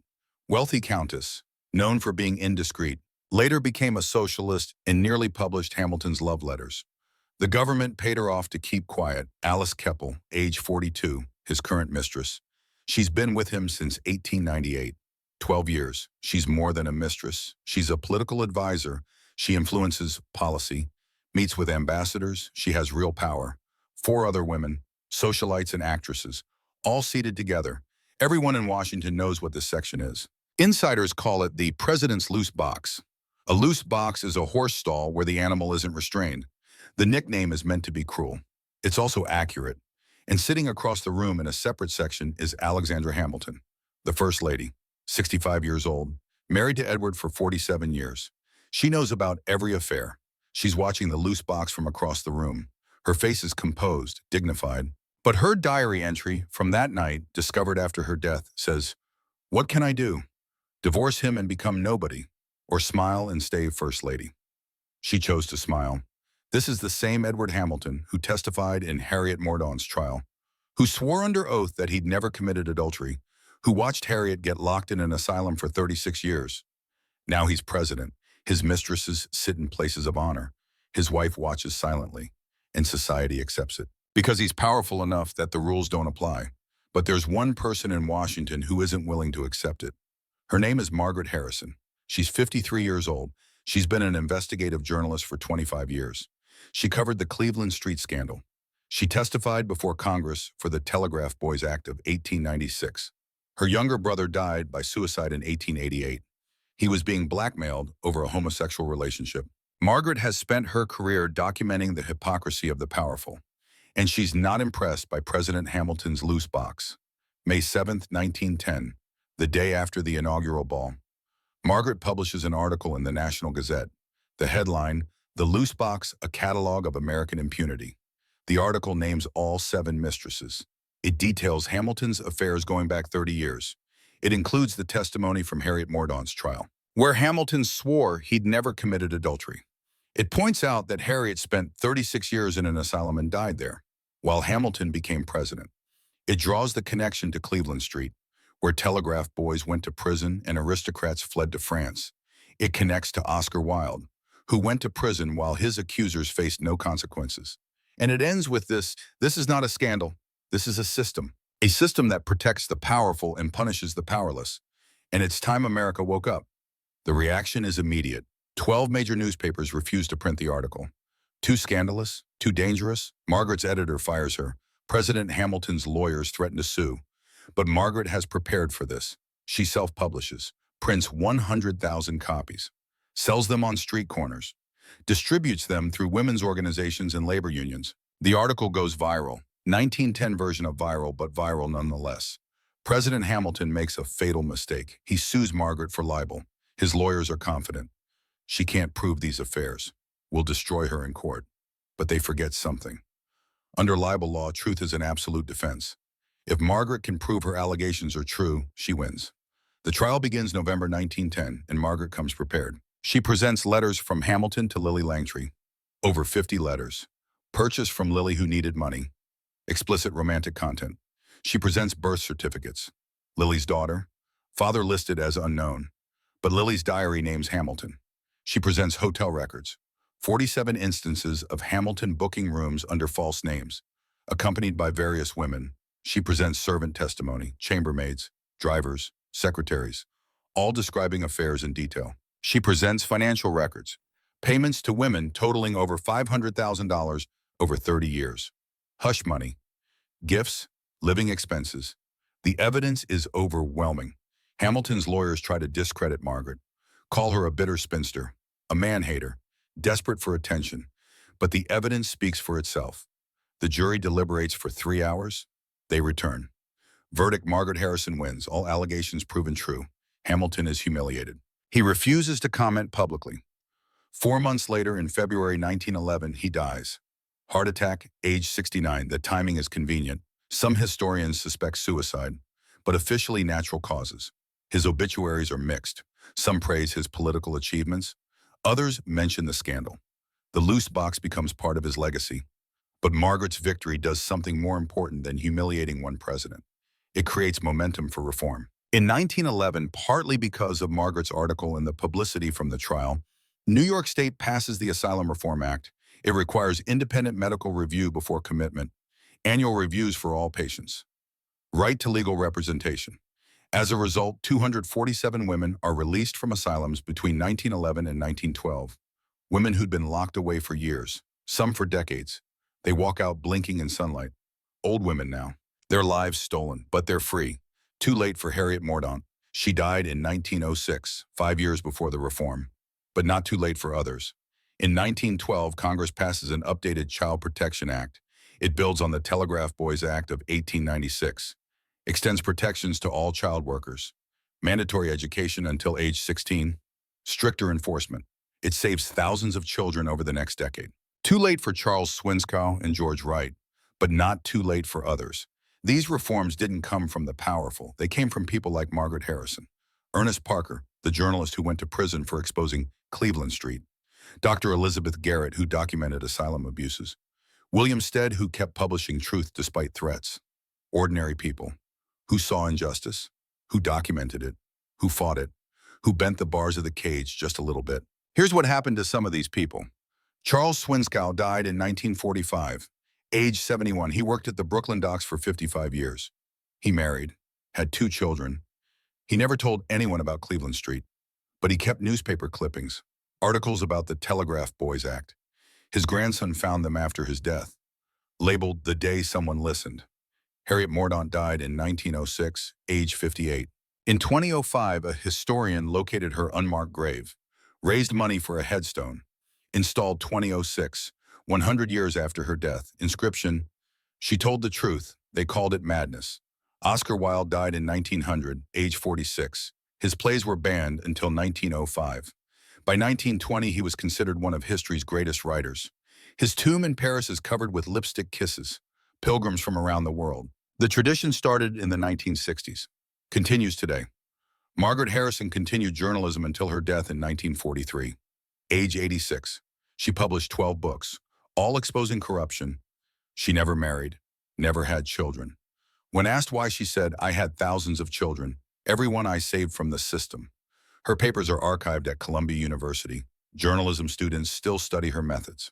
Dr. Elizabeth Garrett ran her clinic until 1925, trained over 200 female physicians, testified before Congress for asylum reform, lived to see 1,247 women freed from wrongful institutionalization, died 1932, age 79. Her clinic still operates. Garrett Memorial Women's Health Center, New York. William Stead kept publishing until he died, April 15, 1912. On the Titanic, he was 62 years old. Survivors reported he gave his life jacket to a young woman, went down with the ship, reading in the library as the water rose. His last published article was titled, "When the Powerful Fall," about how Titanic's wealthy passengers would board lifeboats while poor passengers drowned. He was writing metaphorically. He didn't know how literal it would become. And the powerful Lord Arthur Somerset died in 1926, age 75. 37 years of comfortable exile in France and Monaco. Never faced charges. Obituary said he lived abroad for health reasons. The men who testified against Oscar Wilde disappeared into history. No record of consequences. Edward Hamilton died in 1911. After the libel trial, some obituaries praised him. Some mentioned the scandal. His great-great-granddaughter married a senator in 1995. The family still attends Washington social events. Alice Keppel Hamilton's last mistress lived until 1947, age 79. Her great-granddaughter is Camilla Parker Bowles, who married Prince Charles in 2005, became queen consort in 2022. History has a sense of irony. So what did we learn? What does all of this mean? Burke and Hare taught us that poverty makes people disposable. 16 murders, only one man hanged. The doctor who bought the bodies faced no consequences. The law changed, but it still treated poor people as resources. The Cleveland Street scandal taught us that children are invisible, unless they have power or money protecting them. 4 boys went to prison for being raped. The men who raped them went to France. Harriet Mordaunt taught us that women who tell the truth are called crazy. She spent 36 years in an asylum. The men she named faced no consequences. Oscar Wilde taught us that love can be a crime if you're not powerful enough to protect yourself. He died in exile. The men who testified against him disappeared. The Dollar Princesses taught us that women are commodities. 400 of them sold to European aristocrats. Some were happy, many were miserable. President Hamilton taught us that power makes its own rules. He committed adultery for 30 years, testified under oath that he didn't, became president anyway. His mistresses sat in places of honor. His wife watched silently. But we also learned something else. Margaret Harrison taught us that documentation matters. Her article and the trial changed laws, freed women from asylums. Ernest Parker taught us that journalists who tell truth pay a price, but the truth survives them. Dr. Garrett taught us that reform is possible, even if it comes too late for some. William Stead taught us that you keep fighting until the ship goes down. Literally, the pattern is clear. The system protects the powerful, uses the powerless as fuel, and punishes anyone who exposes it. That was true in 1828. It was true in 1869. It was true in 1889. It was true in 1895. It was true in 1910. And it's true now. The names have changed. Burke and Hare are gone. But poverty still makes people disposable. Lord Somerset is gone. But powerful men still abuse children and face no consequences. Harriet Mordaunt is gone. But women who tell inconvenient truths are still silenced. Oscar Wilde is gone. But people are still punished for who they love. President Hamilton is gone. But the powerful still make their own rules. The Gilded Age ended. But the cage remains. It's just been repainted. You're 60, 70, 80 years old. You've lived through Korea, the Cold War, the Civil Rights Movement, Watergate, Iran-Contra, the Iraq War, the 2008 financial crash, the Epstein case. You've seen this pattern your entire life. You know how it works. The powerful protect each other. The victims get blamed. Justice is for sale. I'm not telling you anything new. I'm just giving you the historical proof with names, dates, numbers. So when someone says it's conspiracy theory, you can say no. Conspiracy fact, documented, proven, happened before, happening now. Charles Swinskow was 15 when it started, 71 when he died. He kept on those newspaper clippings his whole life. The Telegraph Boys Act. The day someone listened. That's what matters. Not that the system was defeated. It wasn't. But someone listened. Someone documented. Someone fought. Someone bent the bars. Just a little, just enough for some people to slip through. And those people bent the bars a little more. And so it continues. You're not too old to fight. You're the perfect age. Because you remember. You've seen the pattern. You can't be fooled anymore. They're counting on you to stay quiet. You're too old. It's not your fight anymore. That's what they want you to believe. But you're the ones who remember. You're the ones who can connect the dots. You're the ones who can say, I've seen this before. This is how it went. This is what we did. This is what worked. This is what didn't. Document what you see. When you witness injustice, write it down. Date, time, names, details. Ernest Parker kept notebooks. That's how he had evidence when the time came. Margaret Harrison kept files for 25 years. That's how she won her trial. You have a phone in your pocket. You have email. You have ways to document that they never had. Use them. Testify when you can. When someone speaks up about abuse, believe them. The system will call them liars. You know better. You've seen this movie. Your grandson tells you about his job. His boss is doing something wrong. Don't say that's just how it is. Say that's illegal, and here's the number for the labor board. Your granddaughter says a teacher touched her inappropriately. Don't say, are you sure? Say, I believe you and we're reporting this today. Connect the past to the present. You're watching the news. They're talking about some scandal. Some powerful person caught doing something terrible.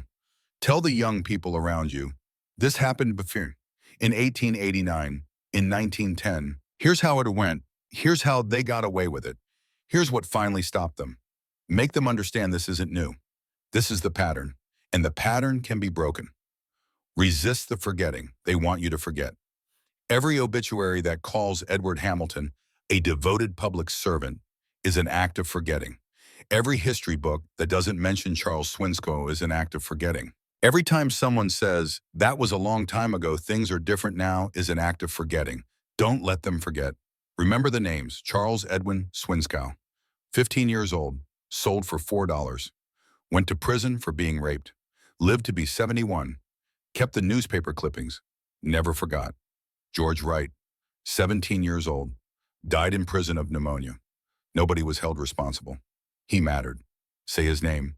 Harriet Sarah Mordaunt, 21 years old. Told the truth, 36 years in an asylum, died alone, vindicated 100 years later. She mattered. Say her name.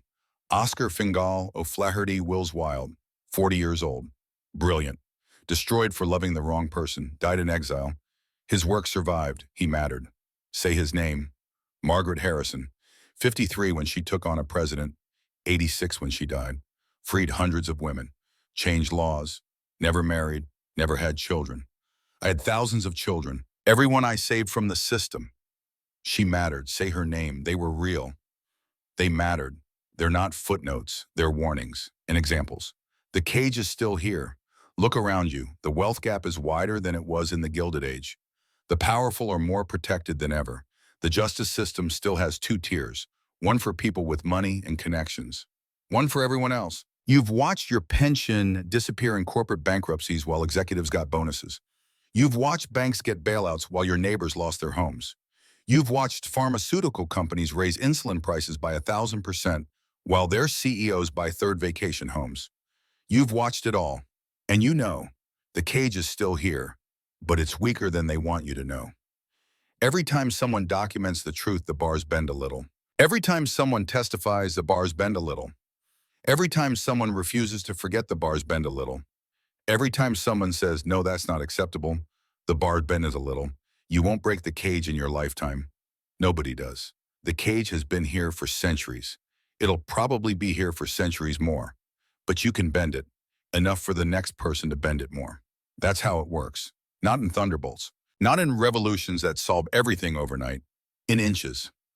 The Telegraph Boys Act of 1896 saved an estimated 10,000 children over the next decade. 10,000 children who didn't end up like Charles Swinskow. That's not nothing. The Asylum Reform Act of 1908 freed 247 women. 247 women who didn't die in cells like Harriet Mordaunt. That's not nothing. Oscar Wilde's plays were revived. His name was cleared. His work endures. Millions of people have read his words, been moved by them, been changed by them. That's not nothing. These are inches. But inches add up. You're looking at your grandchildren. They have rights you didn't have. Your granddaughter can have her own credit card, can open her own bank account, can refuse sex with her husband without it being legal rape. Those rights are 50 years old, 60 years old. You were alive when women couldn't do those things. You watch those rights get won, inch by inch. Your grandson can marry the man he loves. In most states anyway. That right is 10 years old, 20 in some places. You were alive when that was illegal. You watch that right get won, inch by inch. These rights are fragile, they're young, and there are people right now trying to take them back. You've seen this before. You know how it starts, with small things. For their own good, for their protection, for the children. Don't let them forget what protection used to mean. It meant 36 years in a cell for telling the truth. It meant 9 months hard labor for being raped. It meant 2 years in prison for loving the wrong person. Protection was never about protecting the vulnerable.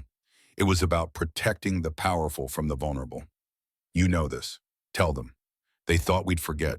Those telegraph boys, those asylum patients, those men prosecuted for sodomy. They thought no one would remember their names. They thought no one would tell their stories. They thought history would forget. We didn't. Charles Swinskow kept those newspaper clippings for 55 years. Labeled them the day someone listened. He wanted someone to remember. Harriet Mordaunt's story was buried for 100 years, but a historian dug it up, found her grave, erected a headstone. She told the truth. They called it madness. Someone remembered. Oscar Wilde's tomb is covered with lipstick kisses. People from around the world make pilgrimage. They remember. Margaret Harrison's papers are at Columbia University. Students study her methods. They remember. These stories survived, despite everything, despite the powerful trying to bury them, despite the passage of time, despite the newspaper archives burning and the witnesses dying and the records being destroyed. These stories survived because people like you refused to forget. So now it's your turn. Tell these stories to your grandchildren, to your neighbors, to anyone who will listen. Tell them about the 15-year-old boy who went to prison for being raped while his rapists went to France. Tell them about the woman who spent 36 years in an asylum for telling the truth. Tell them about the genius who died in exile for loving the wrong person. Tell them about the journalist who took on a president and won. Tell them these stories, and tell them why it matters. Because the pattern is still here. The names change, the methods change, but the pattern remains. And the only way to break the pattern is to see it, to name it, to refuse to accept it. You've lived long enough to see the pattern. You've got the evidence. You've got the proof. You can't be gaslit anymore. When someone tells you it's always been this way, you can say yes, and that's the problem. When someone tells you there's nothing we can do, you can say, that's what they said in 1890. Margaret Harrison did something anyway. When someone tells you you're too old to make a difference, you can say, I'm the perfect age. I remember, and I'm not going to let you forget. That's your power. Memory, connection, witness. They can't take that away. So use it. Document. Testify. Connect. Remember. Tell. That's how you bend the bars. That's how the cage gets weaker. That's how the next generation slips through. And they bend it a little more. And so it continues. Charles Swinskow, Harriet Mordaunt, Oscar Wilde, Margaret Harrison, Ernest Parker, Dr. Elizabeth Garrett, William Stead. They're gone, but their work continues. Through you. Through everyone who hears these stories and refuses to forget. Through everyone who sees injustice and documents it. Through everyone who hears someone speak truth and believes them. Through everyone who connects the past to the present. Through everyone who bends the bars just a little bit more. The cage is still here, but it's weaker than it was. Weaker than it was in 1889. Weaker than it was in 1910. Still here, but weaker because of people like them and people like you. Thank you for listening. Now go tell someone what you learned. Tell them about the $4. Tell them about the 36 years. Tell them about the pattern. Tell them about the fight. Tell them it's not over. Tell them we need them. Tell them they matter. Tell them to remember. They thought we'd forget. Prove them wrong.